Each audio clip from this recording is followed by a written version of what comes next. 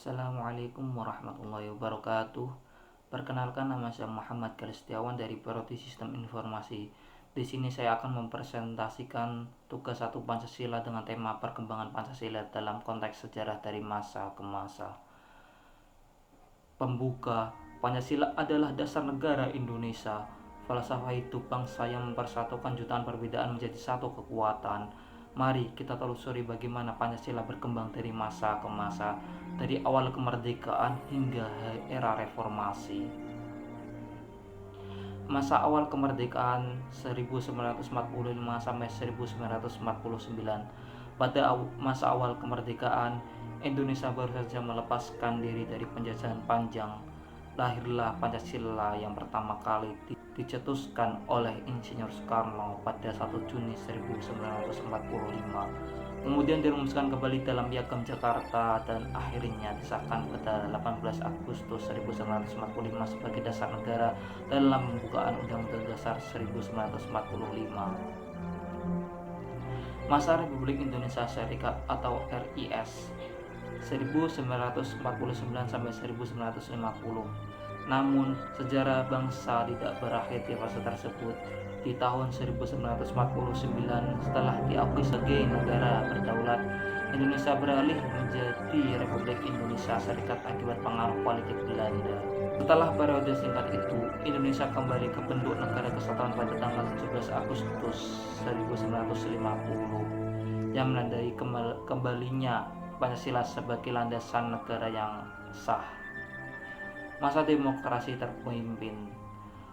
Masa berikutnya adalah demokrasi terpimpin di bawah kepemimpinan Presiden Soekarno melalui keputusan Presiden 5 Juli 1959. Undang-Undang Dasar 1945 kembali diberlakukan dan Pancasila ditegaskan sebagai dasar negara.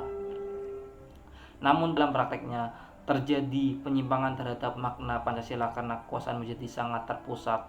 Masa itu berakhir dengan terjadinya peristiwa G30 SPKI tahun 1965 yang mengguncang bangsa Indonesia. Masa Orde Baru.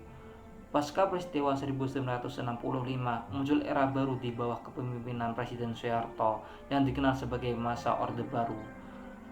Di satu sisi, Pancasila berhasil menjaga stabilitas dan pembangunan nasional, namun di sisi lain, nilai-nilainya sering digunakan sebagai alat politik untuk mempertahankan kekuasaan.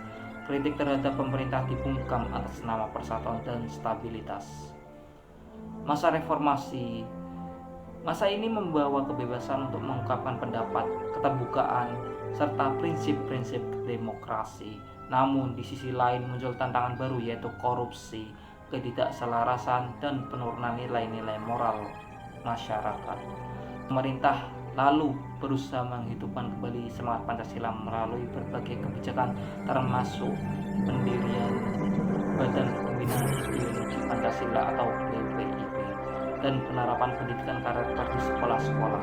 Saat ini Pancasila diperkenalkan lagi bukan sebagai doktrin, tetapi sebagai pedoman etika dan arah dalam kehidupan berbangsa di era globalisasi. Dari masa ke masa, Pancasila telah melewati berbagai ujian sejarah. Ia bukan hanya dasar negara, tetapi juga jati diri bangsa Indonesia. Tugas kita sebagai generasi penerus adalah menjaga, memahami, dan mengamalkan nilai-nilai Pancasila dalam kehidupan sehari-hari.